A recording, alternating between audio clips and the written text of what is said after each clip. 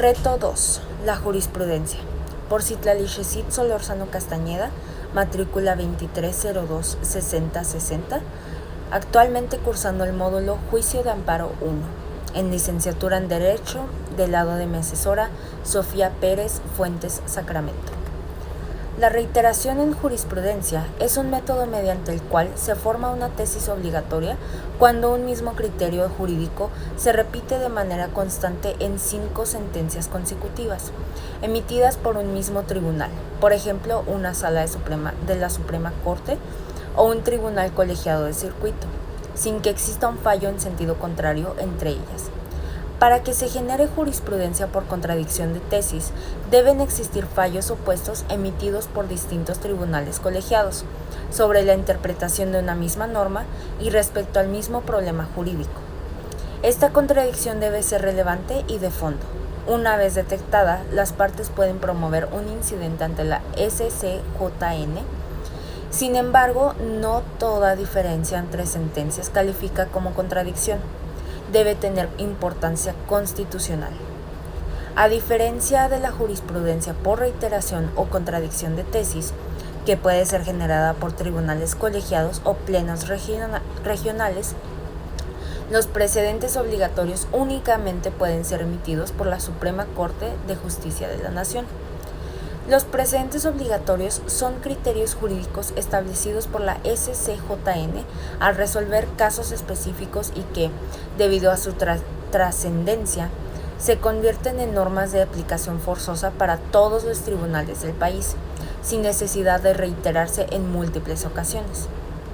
Con base al caso 1, se observa que la jurisprudencia fue integrada mediante el método de reiteración, lo cual se puede identificar por las múltiples menciones a resoluciones que fueron aprobadas por unanimidad de votos en diferentes fechas, por distintos tribunales colegiados y salas de la Suprema Corte. Este patrón es característico del método de reiteración, que consiste en resolver el mismo criterio jurídico de forma constante y congruente en 5 ocasiones consecutivas, sin interrupciones por criterios contrarios. En particular, el texto menciona 5 tesis relacionadas a la facultad de atracción y la necesidad de que su ejercicio tenga implicaciones relevantes a nivel constitucional y legal. La jurisprudencia no proviene de una contradicción entre criterios, ya que no hay referencia a un conflicto entre tribunales, ni se trata de un precedente obligatorio emitido directamente por una sentencia aislada de la Suprema Corte en pleno o por alguna sala.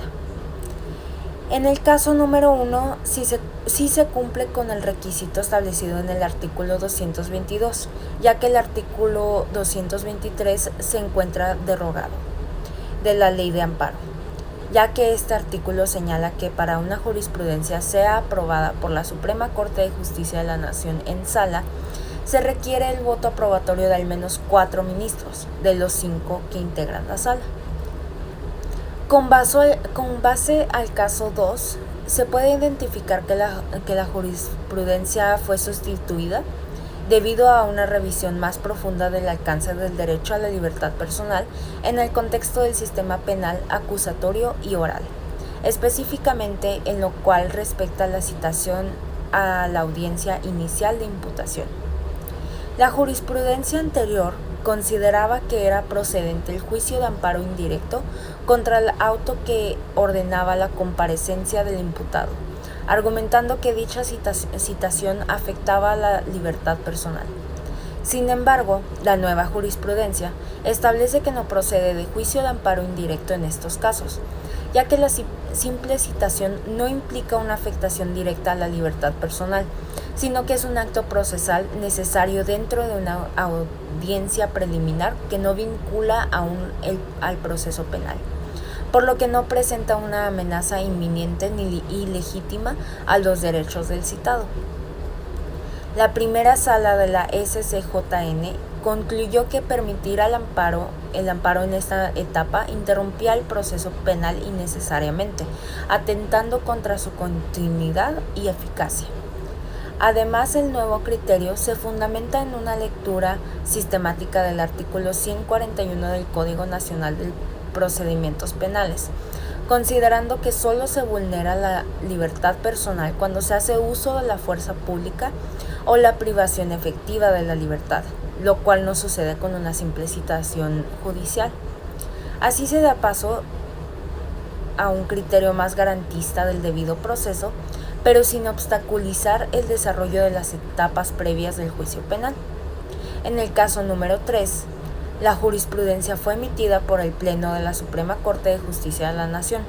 Según el artículo 212 de la Ley de Amparo, cuando una jurisprudencia emana del Pleno de la SCJN, su aplicación es obligatoria para todas las autoridades jurisdiccionales del país, es decir, jueces de distrito, tribunales colegiados de circuito, tribunales unitarios de circuito, tribunales locales, estatales, en el ejercicio de funciones jurisdiccionales, salas de la propia Suprema Corte. Además, al tratarse de una jurisprudencia de carácter constitucional y común, su fuerza obligatoria se extiende a cualquier autoridad que deba aplicar el derecho conforme a la Constitución, especialmente en casos que involucren el principio de irretroactividad de la ley. Por tanto, esta tesis es de observancia obligatoria para todos los órganos jurisdiccionales del país, reforzando el principio de seguridad jurídica y el respeto a los derechos fundamentales establecidos en la Constitución. Los casos 1 y 3 pertenecen a la 9ª época, mientras que el caso 2 corresponde a la 10ª época del Semanario Judicial de la Federación. Como conclusión, la jurisprudencia representa una herramienta fundamental para la correcta aplicación del derecho, ya que permite uniformar criterios jurídicos, garantizar la seguridad jurídica y fortalecer el principio de legalidad.